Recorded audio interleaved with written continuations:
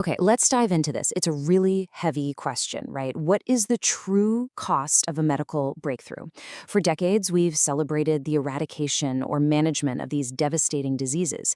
But a massive new federal civil lawsuit filed just recently is sort of forcing us to examine the very foundation of modern respiratory vaccines. We have to look at the human cost, the kind of cost that definitely isn't printed on the side of a modern prescription bottle. So here's our roadmap for today's explainer.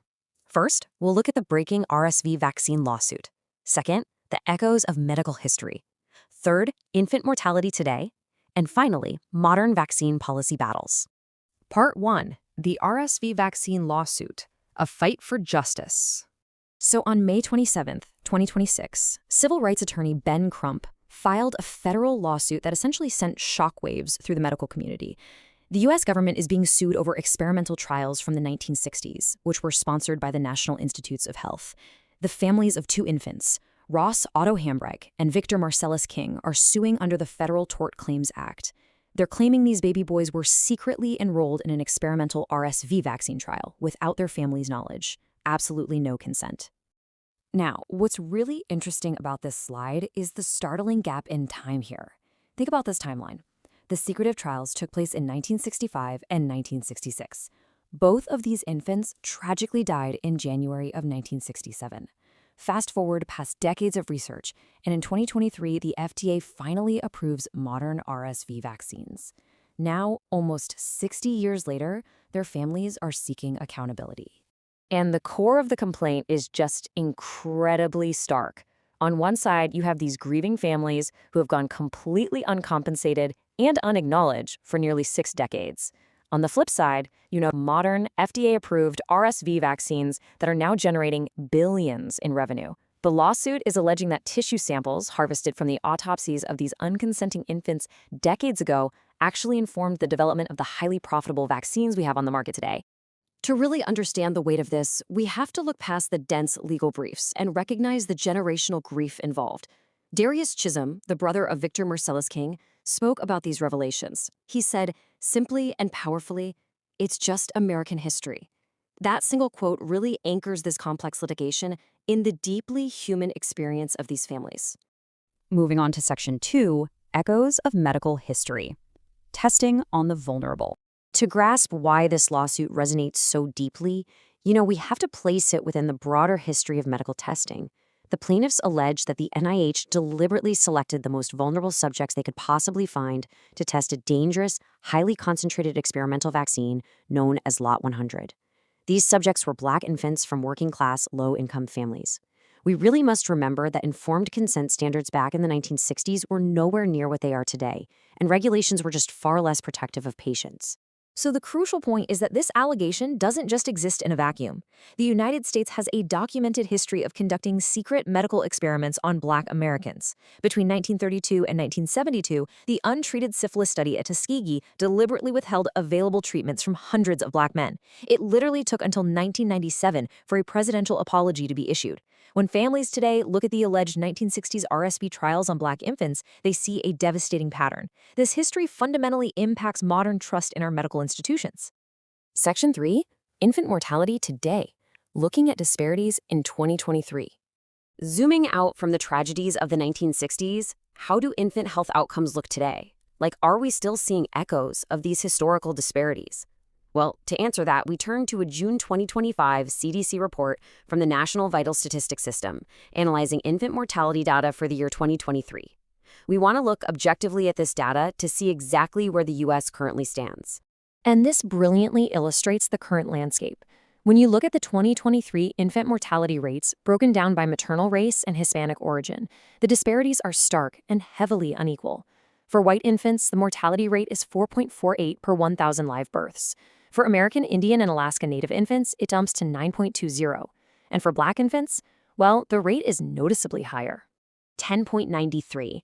That is the mortality rate per 1,000 live births for Black infants in 2023. It's the highest mortality rate of any group measured.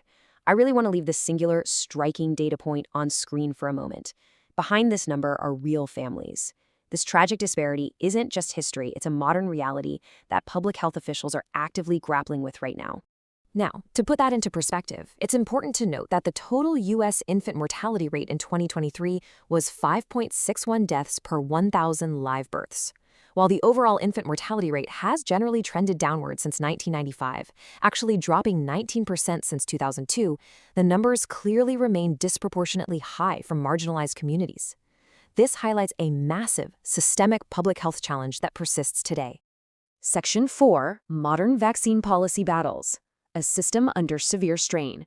Public health is built on data and trust, but right now, we are witnessing a highly polarized crisis in U.S. vaccine policy and leadership at the macro level. The legal maneuvers unfolding are literally unprecedented. The American Academy of Pediatrics, the AAP, is actively suing the Department of Health and Human Services over the removal of the COVID-19 vaccine from the recommended schedule without following proper procedures. In response, HHS fired and replaced all 17 members of the Advisory Committee on Immunization Practices. Meanwhile, states like California and Connecticut are drafting their own lawsuits challenging these federal changes.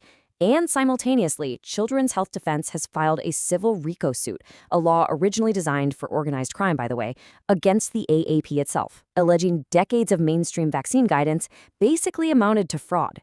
It is a massive legal gridlock. Add to this the rapid federal leadership changes. Recently, it was announced that Dr. Jay Bhattacharya, the current director of the NIH, will simultaneously take over as the acting director of the CDC. In the midst of this huge shakeup, the FDA suddenly reversed its decision on Moderna's flu vaccine application. They rejected it one week and then accepted it the next, following reported White House frustration.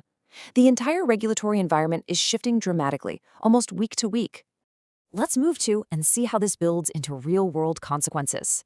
When federal guidelines shift unexpectedly, it creates a lot of confusion on the ground. States are already seeing drops in standard childhood vaccinations.